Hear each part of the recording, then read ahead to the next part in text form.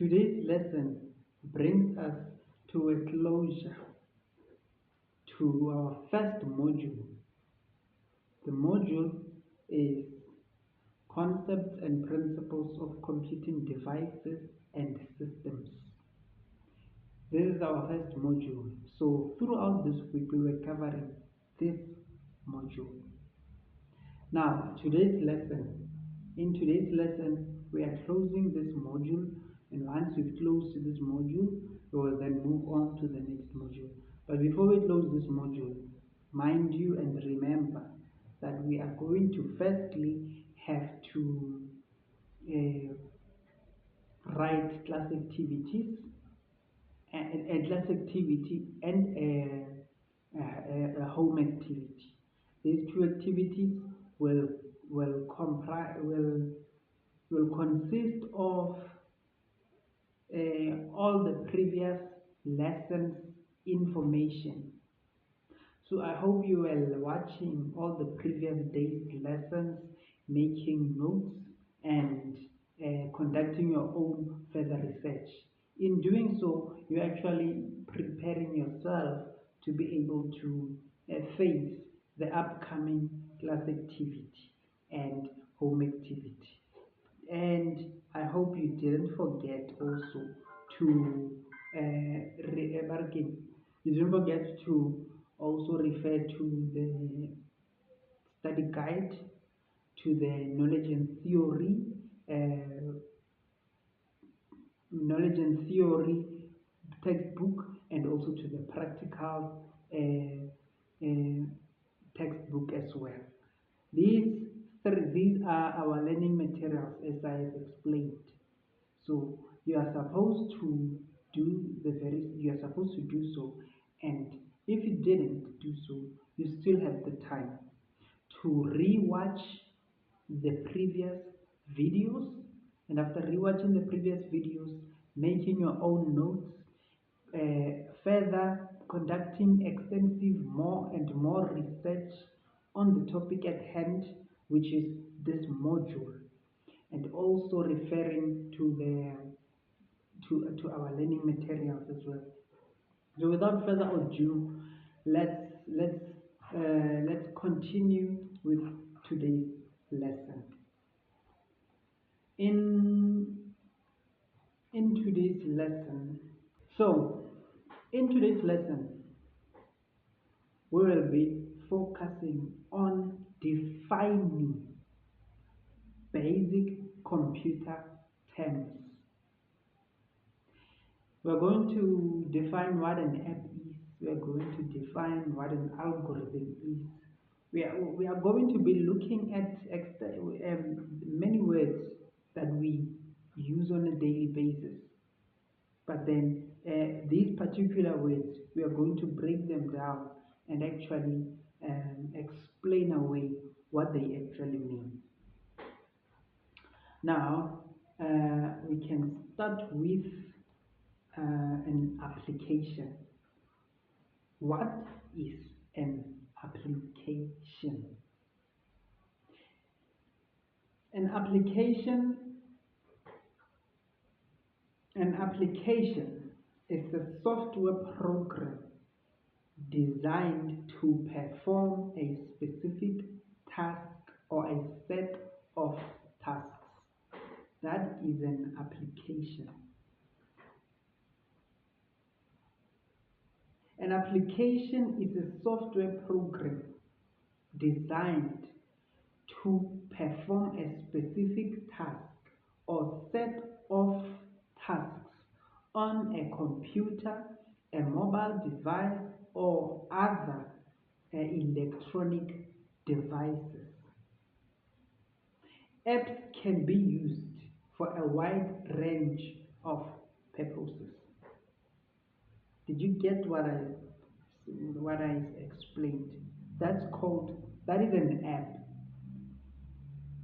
An application is a software program designed to perform a specific task or set of tasks on a computer, a mobile phone, or other electronic devices. Apps can be used for a lot of things. For example, there are types of apps. We call them apps, but in full they are applications. Applications. There are productivity apps.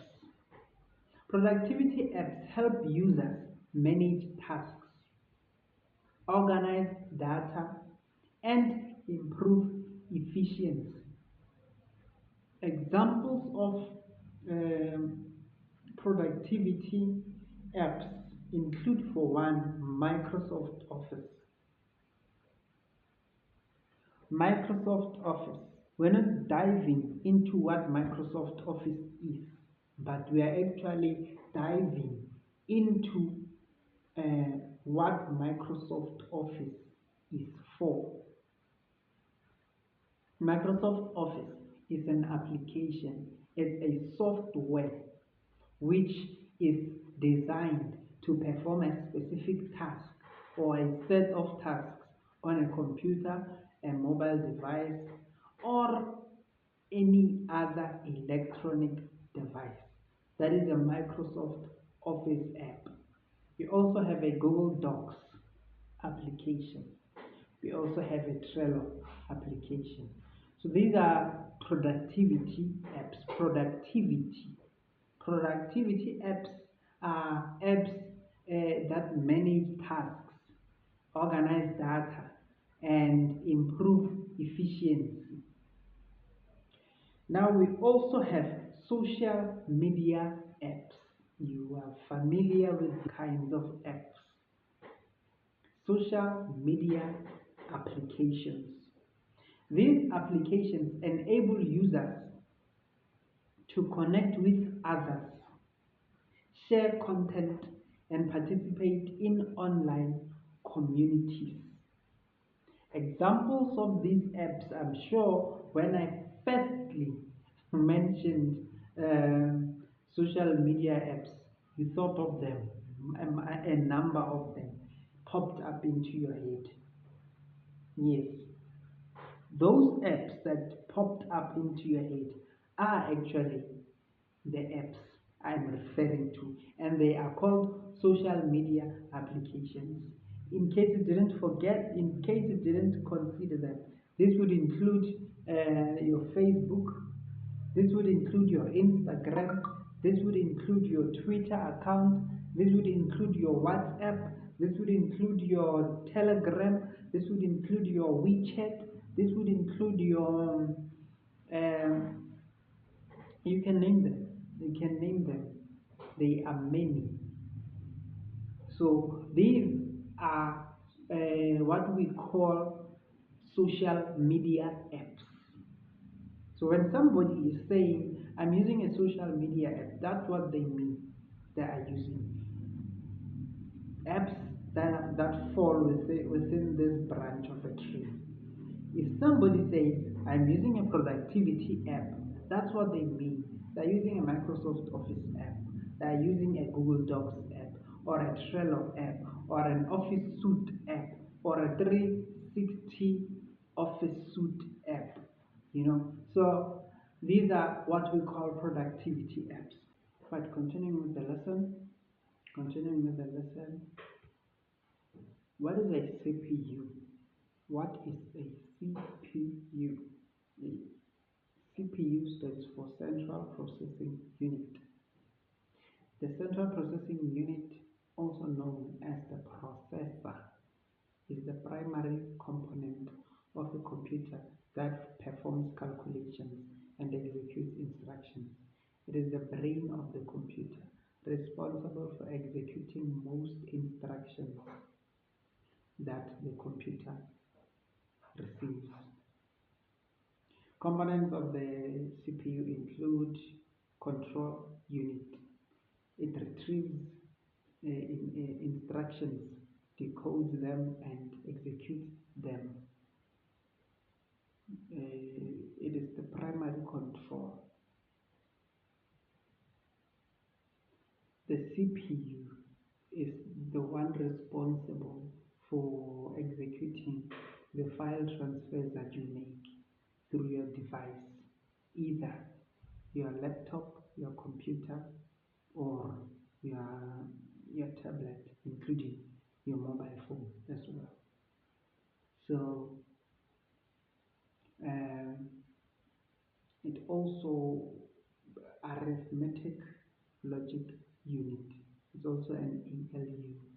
It performs arithmetic and logical operations such as additions, subtractions, multiplications, and or even divisions.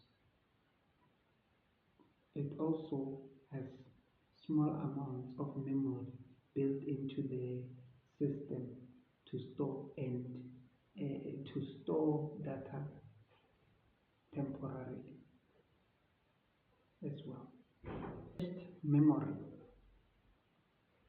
Cached memory is it's a small its component. The central processing unit's component is also cached memory, a small fast memory that stores uh, frequently used data or instructions. Usually, when you delete files, primarily in your phone, when you go to settings and then storage, and then after storage, you will find a folder which says cached uh, file, or within your app's settings, you will also find in a storage. Primarily, I'm talking through a sense of using an Android. You usually find cached data. So these data are stored within the cached memory of the computer of the yes of the computer. Now, how CPUs work is that it it fetches instructions. Then after fetching instructions, it decodes instructions, like breaking them down into sections. That's decoding. And after it it performs an operand fetch. It performs an operand fetch. The CPU receives data and needs for its instructions. That is an operand fetch.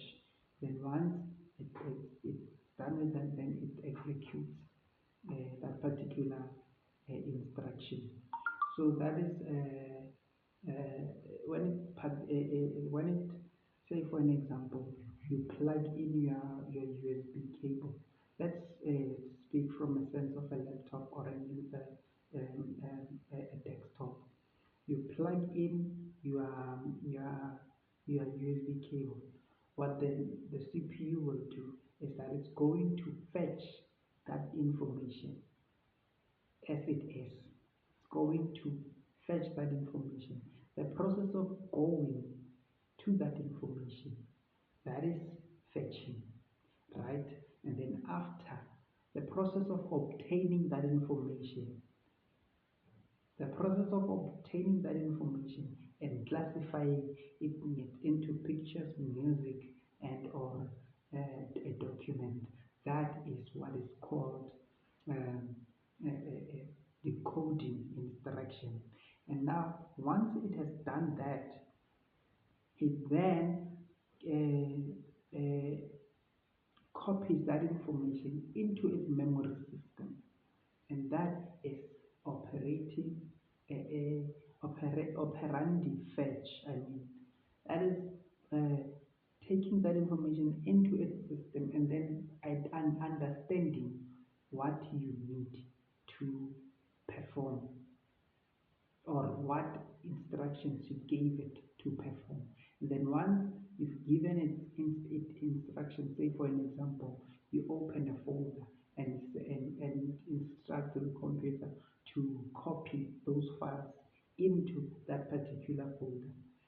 In the process of doing that, or the process of firstly understanding that requirement, is what is um, operand fetch. Then the final process is when the execution, where that bar, that green bar, is starting to load. That is the execution part. So that's what the, the, the, the CPU does. And finally, the results stored. So once it finishes performing those calculations, once it finishes, then that's when the results are stored into the CPU. Now there are different types of CPUs. For one, there is a microprocessor. A microprocessor is a CPU that contains all the components of a computer's processing system on a single chip. On a single chip.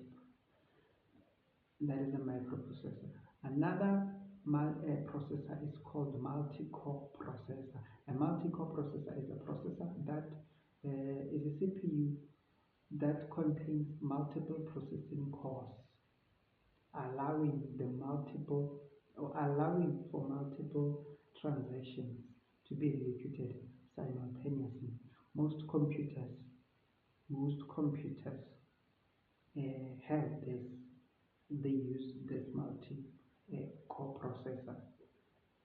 They use this multi-core processor, which is the reason why you are able to perform multiple activities on a single computer.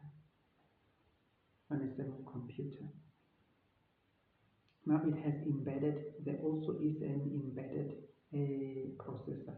It is a CPU designed for use in embedded systems such as traffic lights, appliances, and automotive systems. The CPUs used in computer device, electronic computer devices such as your laptops and your tablets and your mobile phones and your desktops are not the same central processing units used in traffic lights and appliances and so forth. They're not the same. Now, CPU performance factors. We are now looking at the CPU performance factors. Clock speed. Clock speed is a rate at which the CPU executes instructions measured in gigahertz. I will show you how to see and understand the measurements of a CPU, primarily in laptops and desktops. Number of cores. The number of cores the CPU processing, the number of processing cores which can improve multitasking and overall performance. The higher the number, obviously, the greater the speed of that particular CPU. Now, cached size, the amount of cached memory which can improve performance by reducing the time it takes to access main memory. Instruction set architecture, ISA. The begin of the CPU's instruction set, which can affect performance and compatibility. Now, CPU architectures. We were looking at CPU performance factors. Now we're looking at CPU architecture. Von Neumann architecture. Von Neumann architecture is a design in which the CPU uses a shared bus to access both instructions and data. In Harvard architecture is a design in which the CPU uses separate buses to access instructions and architecture. And another CPU architecture is called modified Harvard architecture. which is a design that combines elements of both von Neumann and Harvard architecture. Now, CPU manufacturers include Intel. It is known for their x86 based processors. Another one is AMD, Advanced Micro Devices, known for their x86 based processor as well. And then ARM, Advanced RISC, but not risky as in like risk, no, but risk with an SK and an SC. They are known for their RISC-based processors, commonly used in mobile devices. So uh, that was the ACPU. Now we're going to be looking at what an email is. What is an email and what does an email stand for? An email is an electronic mail. That's what it stands for. It's an electronic mail. It's a system that enables users to send and receive messages electronically over a computer network, typically the internet. Now, the history of an email is that emails originated in the 1960s when the first email systems were developed to use on mainframe computers. The first email message was sent in 1971 by Ray Tomlinson, who also introduced the @ symbol to separate the username from the host name. So, for example, the symbol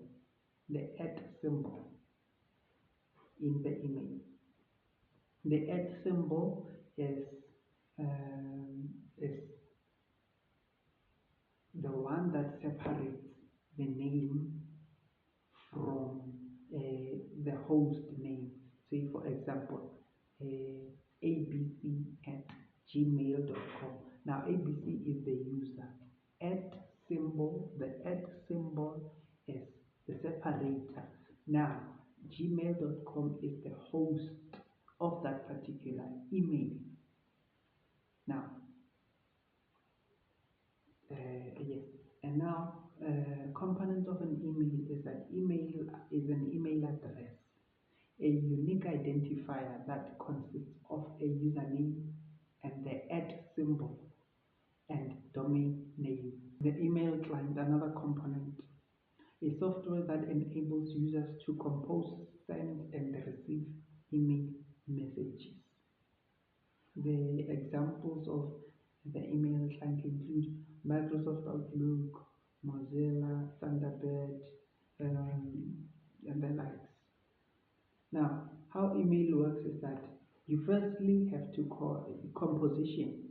The composer composes an email address, an email message using the email client. So, for example, the email client is also a Gmail, your Gmail app. So the composer composes an email using an email client, and then sending. The email client sends the message to the email server. The app sends your message to the email server, and then routing. The email server forwards the message to the recipient mail server. So, for example, I'm sending an email to abc@gmail.com using my email, which is abc@outlook.com. So, since I am the sender, I'm going to compose the email first. Then, after composing the email, I'm going to send it, but to your address, obviously, to the abc@gmail.com address. However, it's going to firstly go to the server. when I send it, it goes from my email to my server. Then my server sends it to my recipient's server. You understand? And then the delivery of the email comes through from the servers, my recipient's server to this the intended receiver of the email, which is abc@gmail.com. That is that is delivered. Now there are email protocols, which is an SMTP, Simple Mail Transfer Protocol. It regulates the sending and the receiving of email messages between email servers. Now there is also a POP. POP is a Post Office Protocol, which enables email clients to retrieve email messages from email servers. Number 3, IMAP, which is an Internet Message Access Protocol. IMAP. It enables emails to access. It enables clients emails to access and manage email messages on email servers. Now, types of an email is that there is a personal email, there is a business email, and there is a transactional email. A transactional email is basically used for automated messaging, such as order communication and password reset notifications. Now, those are not sent by an individual, they are automated. So, those automated, they are called those automated emails that you find immediately when you send an email, and then you receive another email sent to you. It's a written automatic reply. It's called a transactional email. It's not an email that was composed by somebody, but it's composed by a machine which was programmed to automatically reply to the sender. Now there are email features. Email features include an attachment. You are able to attach files through an email. You are able to also do a CC. CC means carbon copy. CC. When you are CCing, you know what to do. You compose an email. On the top, on the top bar, there is a to sign where the recipient will enter their, where you're going to write the recipient's email address, and then there's also a CC sign. A CC sign below the two, below the two felt. There's also a CC sign and a BCC sign. BCC, CC stands for carbon copy, and BCC stands for blind carbon copy. Now, what is a carbon copy? A carbon copy is if, for example, I send you an email, and then I put your email in the CC felt. You're going to receive the email, and somebody whom somebody who is the actual recipient of the email, they're going to see that I sent you an email using you as the CC. But where there is a BCC, which is a carbon copy is that it's invisible. You won't be able to see, or they won't be able to see your address if we put your email address in the BCC felt. That is a blind carbon copy. So they enable users to send copies of email messages to additional recipients. That's what they do. Now, email filters, they enable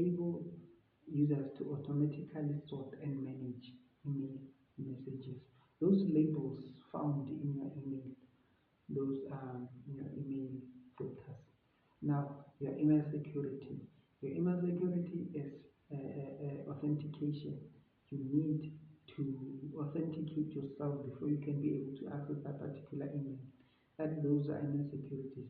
Encryption, like I said, two emails that are communicating with emails, if they don't, they are encrypted, another email cannot intercept what they are communicating about unless that other email is invited to join in the network or into the conversation.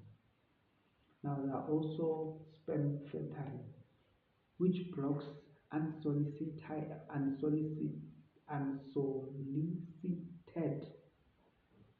mail messages, basically spams and the likes. Now there are also email etiquette, a clear subject line which helps recipients quickly understand the purpose of the email. There is a subject line after you've written your email recipient, and also after you've written the BCC and the CC email addresses. There's also a third line, which is your subject line. Now that's where you write your that's where you write your intended topic for that particular email. Now there's also proper solution and sign-offs, enabling the professionalism and courtesy of email messages. There's all email letters, email footers. We are talking about email footers here, where you are able to see a company's letterhead below the email address. Those are what's been spoken about. Now, concise and clear content. It ensures that email messages are easily to understand and responded to. Now we're talking about email. Now we will be looking at hardware. What is hardware? Hardware is physical components of a computer system. These components can be internal or external, and they work together to enable the computer to perform various tasks. Now there are types of hardware. Number one, for example, there are input hardware, which allows users to interact with the computer. These include your keyboard, your mouse, your scanner, your webcam. These are input these are input hardware. Now there are output hardware. Remember, the inputs take information into the system, which is the reason why they are called inputs. Now there are also outputs. Outputs are output devices that display or produce results of the computer's processing, such as your monitor. Your monitor displays information, therefore taking it out of the system. Your printer prints out the pages, so it's an output. Your speakers, they take out and produce sounds. Your projectors and the likes. Those are what you call your output devices. And you also have your central processing unit, which is a CPU, which is the brain of the computer, responsible for the execution, instruction, and performing calculations. That, like I said earlier on, you also have your memory, which is your RAM, which is your temporary storage of data applications, allowing for faster access and performance and processing. You also have your within the computer. I covered these in in the previous lessons. However, let me continue. We also have storage devices which comes in the form of an HDD, hard disk drive, or SSD, solid drive, or flash drive, which is your USB kind of like drive, and also your CD or DVD drive. Now, another component is the motherboard. Another component is the motherboard. The motherboard is the main circuit board of the computer, connecting and supporting all hardware components. That's what a motherboard is. Another component is the power supply, which converts alternating current power from the electrical grid to the direct current power for the computer's components.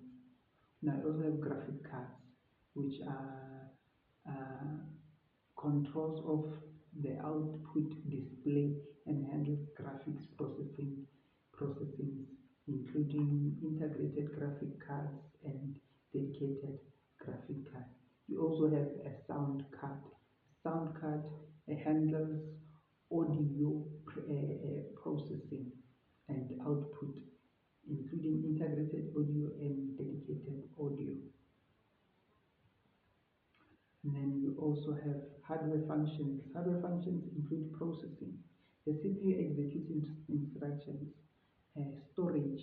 Storage devices hold data, and then input and output. Input devices receive user input, while output devices display or produce results. And then you have communication. Communication. Hardware components communicate with each other over the buses, ports, and or even protocols. Now, the hardware evolution.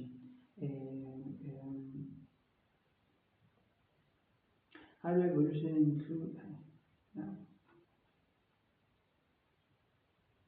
cut this part, the hardware evolution. Cut it off. Now let's look at what an internet is. A global network of interconnected computers and servers that use standardized communication protocols. That is an internet. The history of an internet is that the internet has its roots in the 1960s, when the United States Department of Defense Advanced Research Project Agency funded a project to create a network of computers that could communicate with each other. The project, called ARPANET,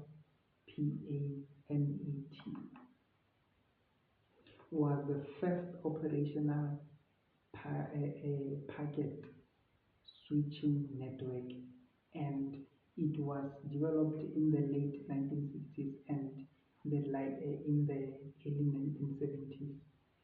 In the 1980s, now continuing with the lesson. Motherboard. Motherboard. A motherboard is the primary circuit board of a computer that connects and supports all hardware components, enabling them to communicate and function together. It acts as the best backbone of the computer system, providing a platform for the central processing unit, memories, storage, and other peripherals to operate. That's basically what a motherboard is. Now, components of a motherboard. CPU socket. The socket that holds the CPU in place and provides a connection to the motherboard. That's one of the components. Another component is chipset, a group of chips that manage data transfer between different components of the motherboard.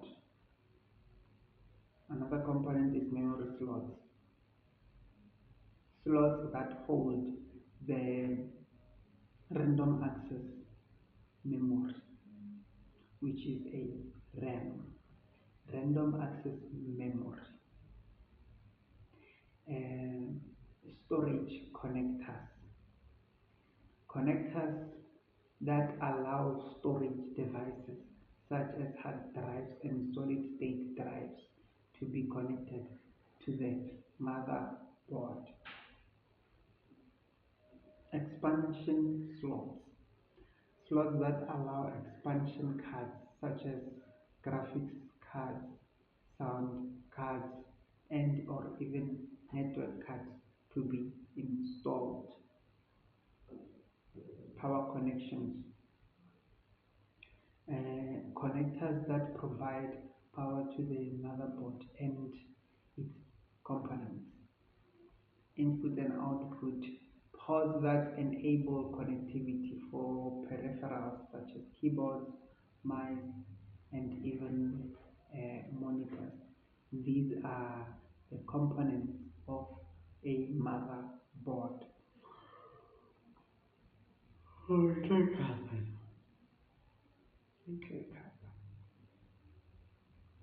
Now we're looking at types of motherboards. We have an advanced technology extended, which is an ATX. The most common type of motherboard designed for desktop computers. We also have a micro ATX, a smaller version of the ATX motherboard designed for smaller desktop computers. Mini ITX, an even smaller version of the ITX motherboard designed for tiny desktop computers. We also have a server motherboard, which is designed for server computers. That motherboards typically have more features and expansion options. And there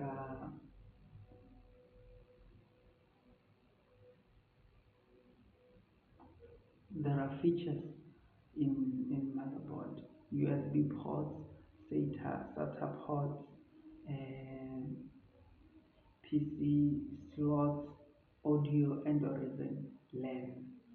And then motherboard compatibility, CPU compatibility. The motherboard must be compatible with the CPU.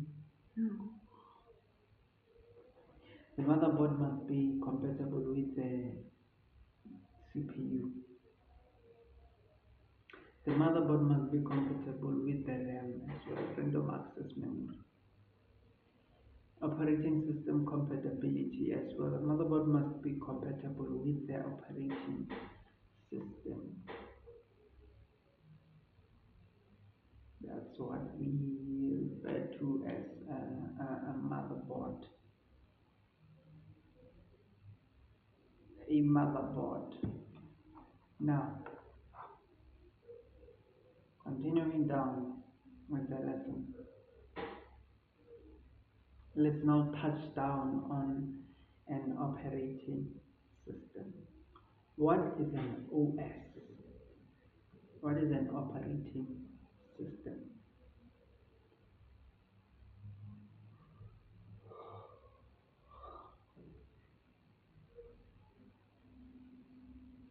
An operating system is a software that manages computers' hardware resources and provides a platform for running applications. It acts as an intermediary between computer hardware and user-level applications, controlling the allocation of system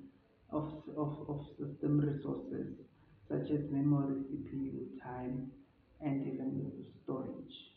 And the functions of operating systems.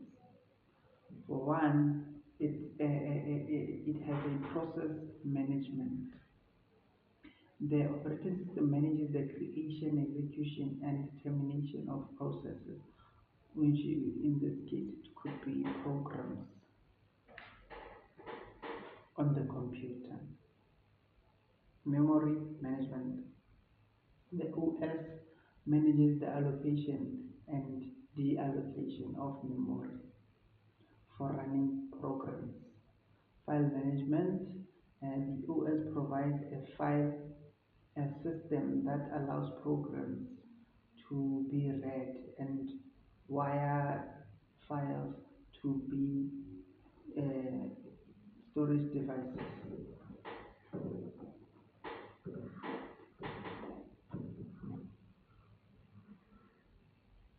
Oh,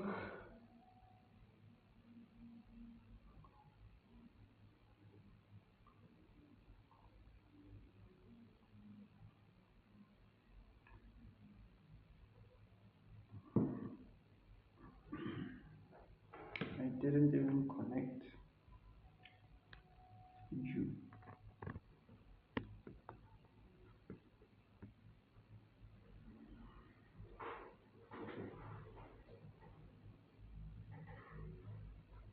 What other function does an operating system have? It also have an input and output management.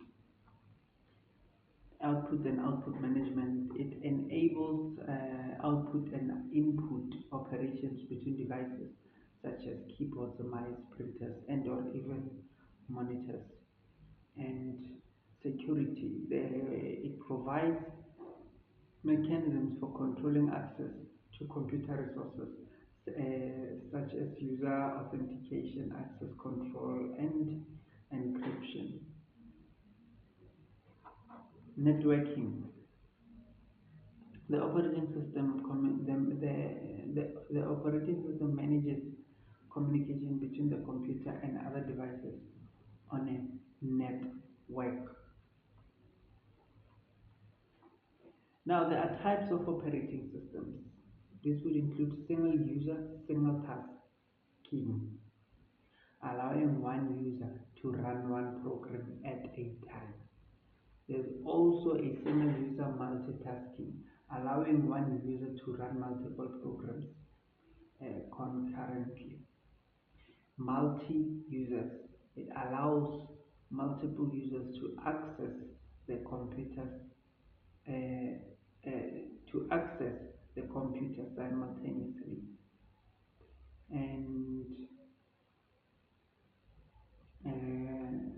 multiprocessing, it allows multiple processors to be used in a single computer.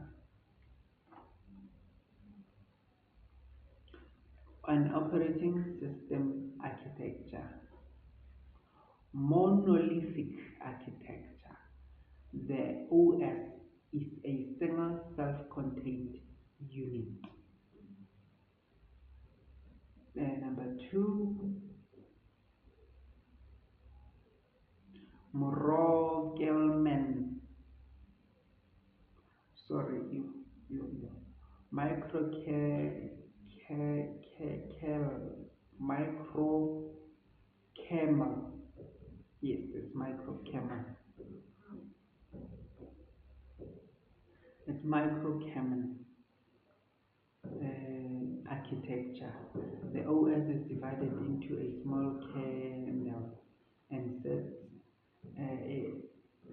a set of users level servers. Hybrid architecture, a communication of monolithic and micro-kernel architectures. That's what an operating system do. Now there are popular operating systems that we usually know of.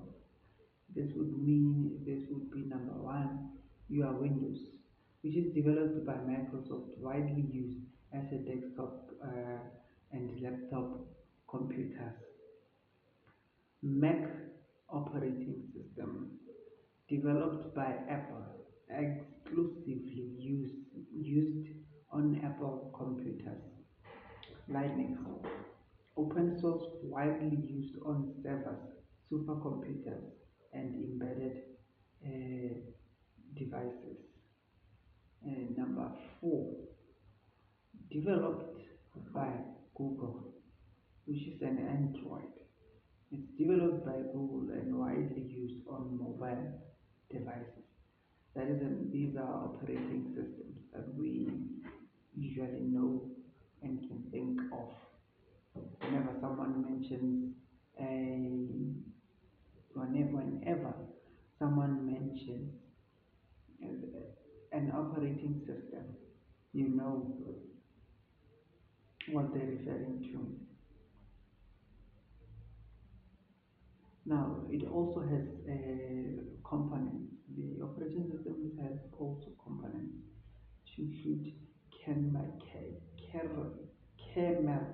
kernel, the core part of the OS responsible for managing hardware resources. Device drivers.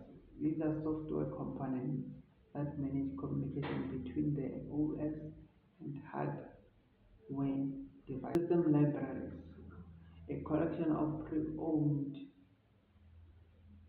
code, pre-written code that provides common functions and servers. Now, system utilities is a program that performs specific tasks such as disk formatting and even backup. Now, operating system installation. Operating system installation. Boot process, the process by which the operating system is loaded into memory. Installation media, the physical or value media used to install the OS. Operating systems management, maintenance,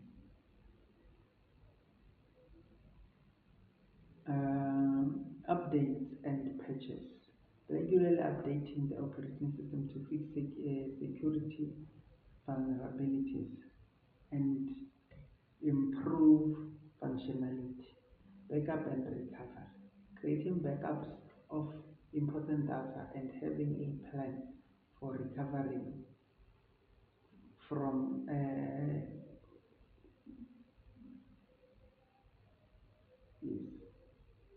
Now, disk management. Managing disk space, formatting, and or even partitioning.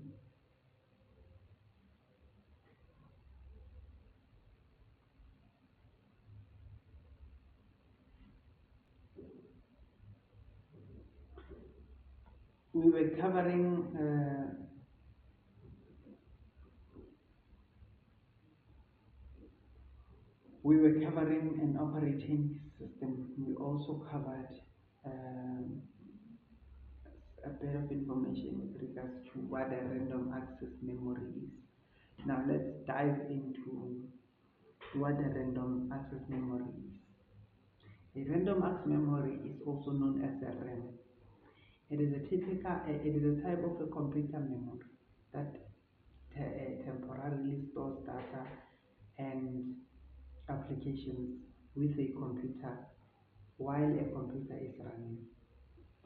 It is a volatile memory technology, meaning that it connects uh, it, that its contents are lost when the computer is powered. Type of RAM include DRAM, dynamic RAM, which stores data in capacitors that must be periodically refreshed to maintain the data. SRAM, static RAM, stores data in flip-flop that do not require refreezing. SDRAM, a type of drum that synchronizes its operations with the computer's clock signal. Now DDR, SDRAM, double data recovery, SDRAM, a type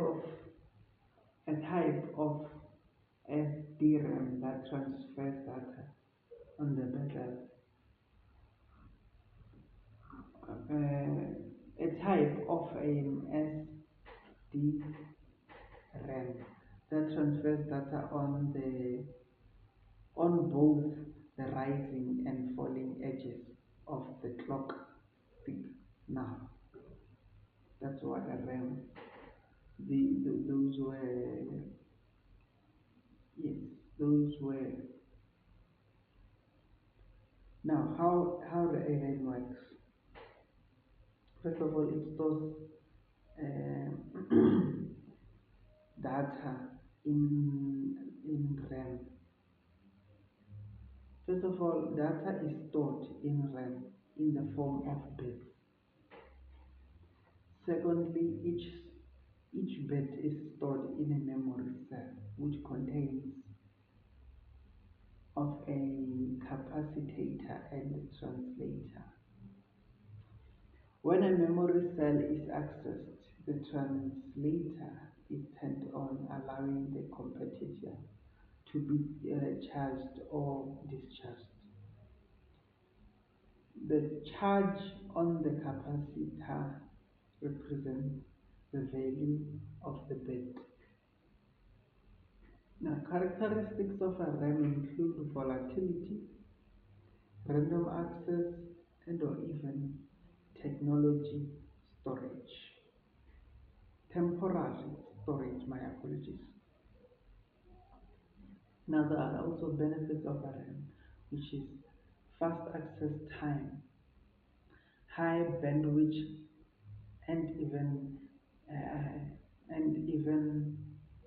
efficient task-taking RAM.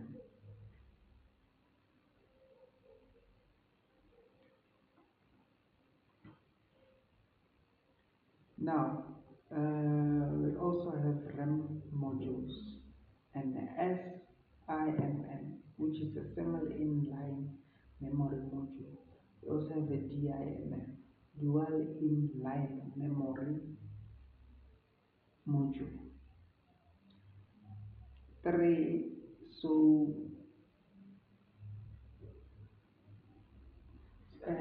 DIMM, small outline dual inline memory module. Now, when you want to install a RAM, shut down the computer and unplug the power cord.